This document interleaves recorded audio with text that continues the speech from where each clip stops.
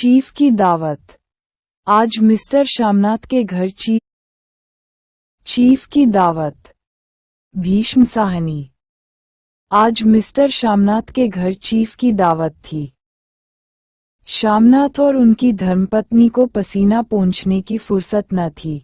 पत्नी dressing gown पहने, उलझे हुए बालों का जूड़ा बनाए, मुंह पर फैली हुई सुर्खी और पाउडर को मले, और मिस्टर श्यामनाथ सिगरेट पर सिगरेट फूंकते हुए चीजों की फहरिस्त हाथ में थामे एक कमरे से दूसरे कमरे में आ जा रहे थे। आखिर 5 बजते बजते तैयारी मुकम्मल होने लगी।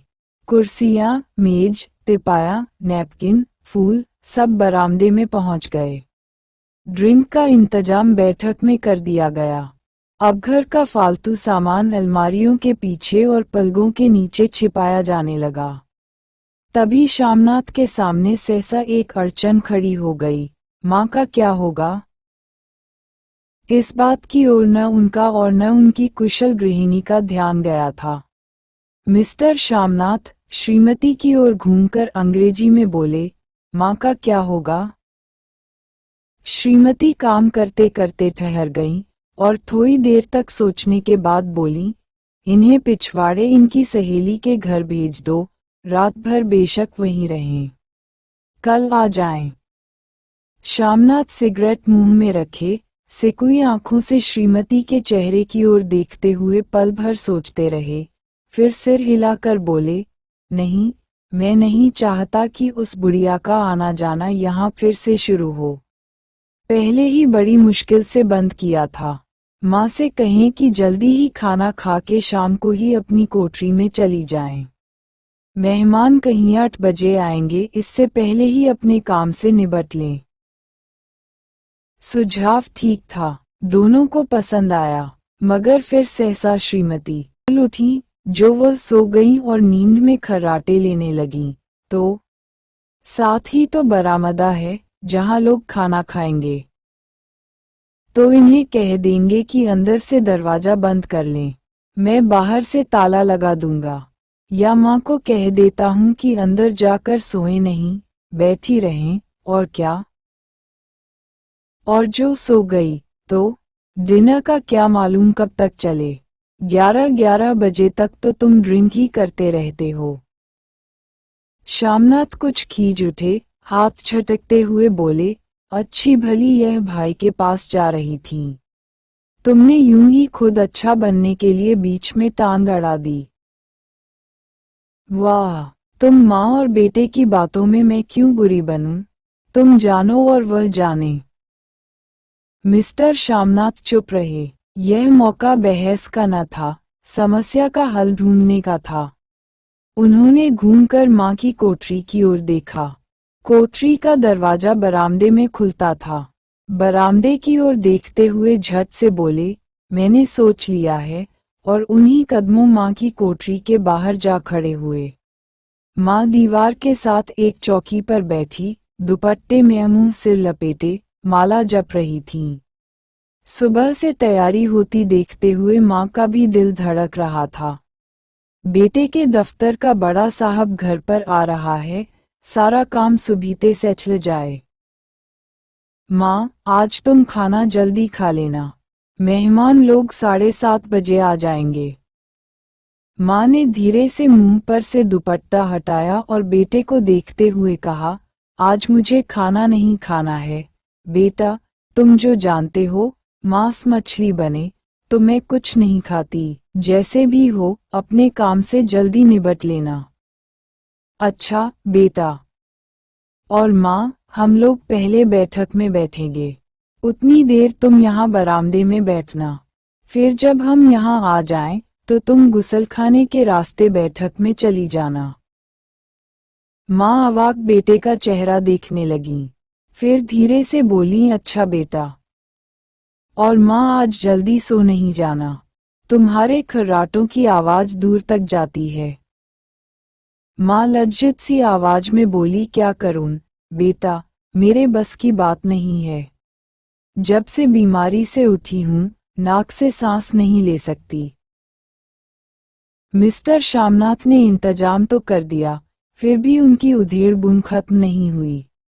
जो चीफ अचानक उधर आ निकला तो 8-10 मेहमान होंगे, देसी अफसर, उनकी स्त्रियां होंगी, कोई भी गुसलखाने की तरफ जा सकता है। क्षोभ और क्रोध में वह झुंझलाने लगे। एक कुर्सी को उठाकर बरामदे में कोठरी के बाहर रखते हुए बोले, आओ माँ, इस पर जरा बैठो तो। माँ माला संभालती, पल्ला ठीक करती उठी और धीरे से कुर्सी पर आकर बैठ गई। यूं नहीं, माँ, टांगे ऊपर चढ़ाकर नहीं बैठते, ये खाट नहीं है। माँ ने टांगे नीचे उतार ली। और खुदा के वास्ते नंगे पांव नहीं घूमना, नहीं वह खड़ाऊं पहनकर सामने आना।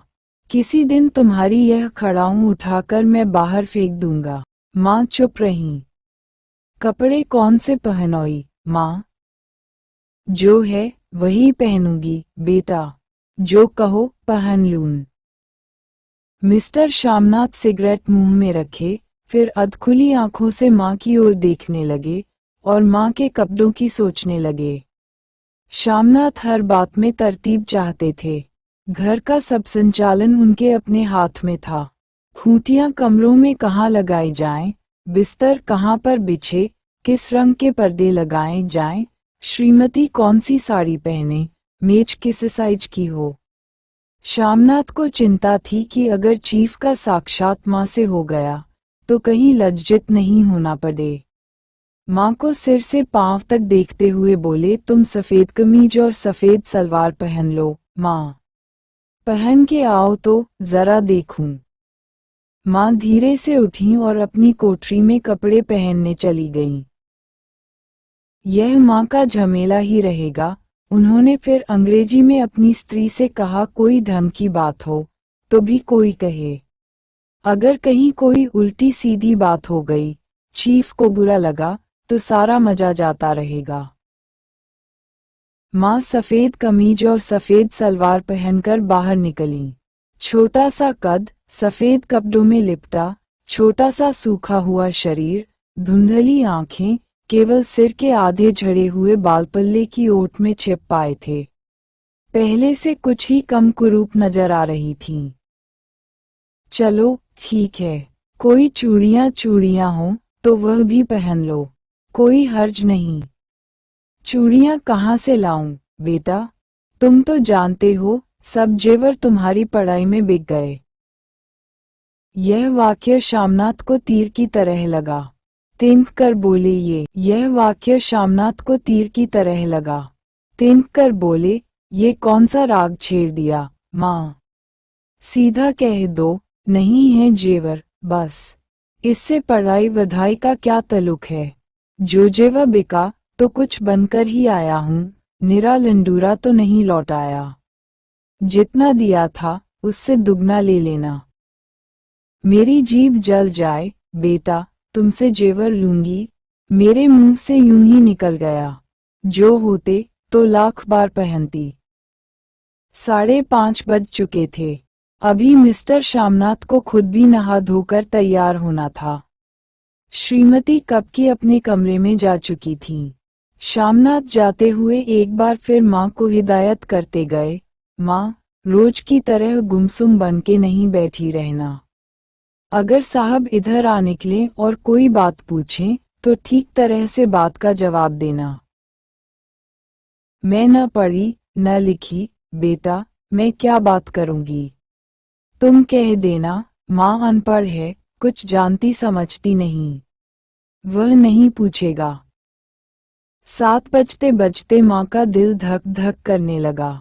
अगर चीफ सामने आ गया और उसने कुछ पूछा तो वह क्या जवाब देंगी? अंग्रेज को तो दूर से ही देखकर घबरा उठती थी, यह तो अमरीकी है। न मालूम क्या पूछे, मैं क्या कहूंगी? माँ का जी चाहा कि चुपचाप पिछवाड़े विधवा सहेली के घर चली जाएं। मगर बेटे के हुक्म को कैसे टाल सकती थीं? चुपचाप कुर्सी पर से टांगे लटकाए वहीं बैठी रही। एक कामयाब पार्टी वह है जिसमें ड्रिंक कामयाबी से चल जाए।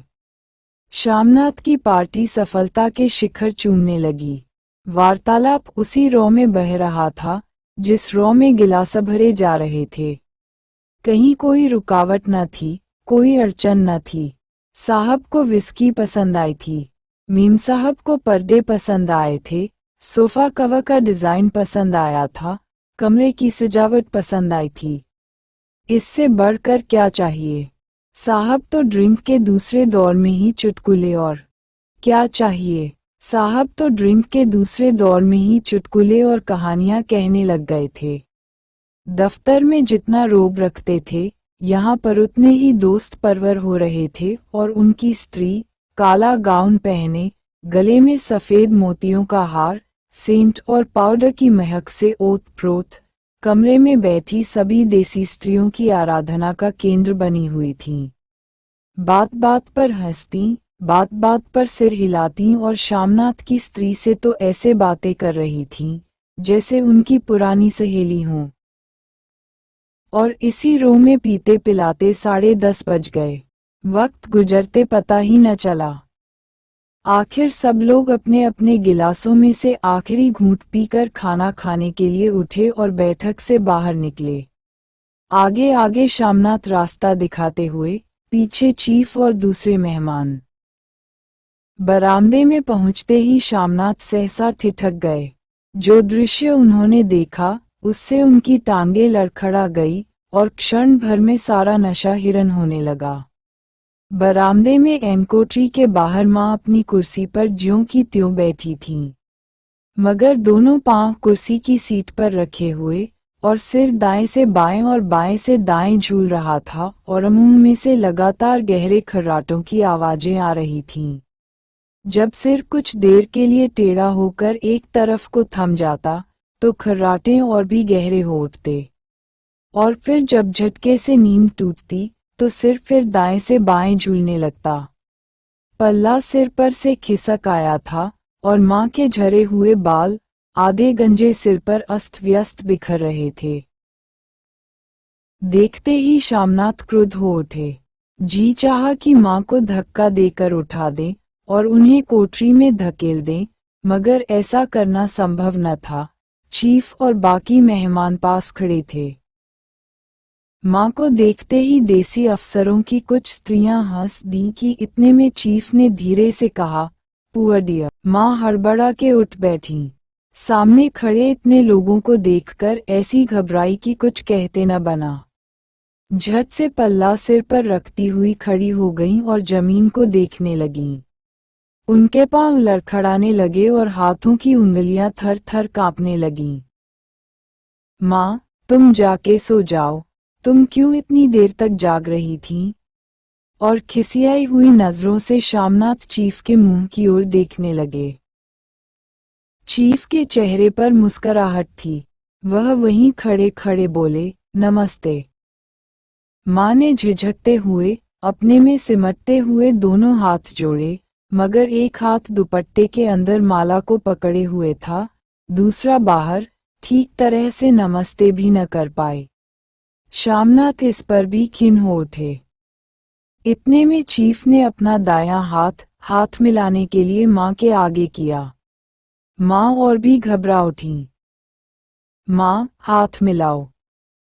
पर हाथ कैसे मिलाती? दाएं हाथ में तो माला थी। घबराहट में माँ ने बायां हाथ ही साहब के दाएं हाथ में रख दिया। शामनाथ दिल ही दिल में जल उठे। देसी अफसरों की स्त्रियां खिलखिलाकर हंस पड़ीं। यूं नहीं, माँ, तुम तो जानती हो, दायां हाथ मिलाया जाता है। दायां हाथ मिलाओ। मगर तब तक चीफ माँ का बायां हाथ ही बार बार हिलाकर कह रहे थे, हाउ डू यू डू? कहो माँ, मैं ठीक हूँ, खैरियत से हूँ। माँ कुछ बड़बड़ाई। माँ कहती हैं, मैं ठीक हैं। कहो माँ, हाउ ड यू? माँ धीरे से सकुचाते हुए बोली, हाउ डू डू। एक बार फिर कहा उठा। वातावरण हल्का होने लगा। साहब ने स्थिति संभाल ली थी। लोग हंसने चहकने लगे थे। शामनाथ के मन का क्षोभ भी कुछ कुछ कम होने लगा था। साहब अपने हाथ में माँ का हाथ अब भी पकड़े हुए थे और माँ सिकुड़ी जा रही थीं। साहब के मुंह से शराब की बू आ रही थी। श्यामनाथ अंग्रेजी में बोले, मेरी माँ गांव की रहने वाली हैं, उम्र भर गांव में रही हैं, इसलिए आपसे लजाती है। साहब इस पर खुश नजर आए। बोले, सच? मुझे गांव के लोग बहुत पसंद हैं। तब तो तुम्हारी माँ गांव के गीत और नाच भी जानती होंगी। चीफ खुशी से सिर हिलाते हुए माँ को टकटकी बांधे देखने लगे। माँ, साहब कहते हैं, कोई गाना सुनाओ, कोई पुराना गीत, तुम्हें तो कितने ही याद होंगे। माँ धीरे से बोली, मैं क्या गाऊंगी बेटा, मैंने कब गाया है। वाह माँ, मेहमान का कहा भी कोई टालता है। साहब ने इतना रीझ से कहा है, नहीं गाओगी तो साहब बुरा मानेंगे। मैं क्या गाऊं बेटा, मुझे क्या आता है। वाह, कोई बढ़िया टप्पे सुना दो, 2 पत्तर अनारा दे। देसी अफसर और उनकी स्त्रियों ने इस सुझाव पर तालियां पीटी। माँ कभी दीन दृष्टि से बेटे के चेहरे को देखती, कभी पास खड़ी बहू के चेहरे को। इतने में बेटे ने गंभीर आदेश भरे लिहाज में कहा, माँ। इसके बाद हाँ या ना सवाल ही न उठता था। माँ बैठ गईं और क्षीण, दुर्बल, लरजती आवाज में एक पुराना विवाह का गीत गाने लगीं। हरिया नी माए, हरिया नी भेने, हरिया ते भागी भरिया है। देसी स्त्रियां खिलखिला के हंस उठीं। 3 पंक्तियां गा के मां चुप हो गईं। बरामदा तालियों से गूंज उठा। साहब तालियां पीटना बंद ही न करते थे। श्यामनाथ की खींच प्रसन्नता और गर्व में बदल उठी थी। मां ने पार्टी में नया रंग भर दिया था। तालियां थमने पर साहब बोले, पंजाब के गांवों की दस्तकारी क्या है। श्यामनाथ खुशी में झूम रहे थे। बोले, ओ बहुत कुछ साहब, मैं आपको एक सेट उन चीजों का भेंट करूंगा, आप उन्हें देखकर खुश होंगे। मगर साहब ने सिर हिलाकर अंग्रेजी में फिर पूछा, नहीं, मैं दुकानों की चीज नहीं मांगता। पंजाबियों के घरों में क्या बनता है, औरतें खुद क्या बनाती हैं। श्यामनाथ कुछ सोचते हुए बोले, लड़कियां गुड़ियां बनाती हैं और फुलकारियां बनाती हैं। फुलकारी क्या?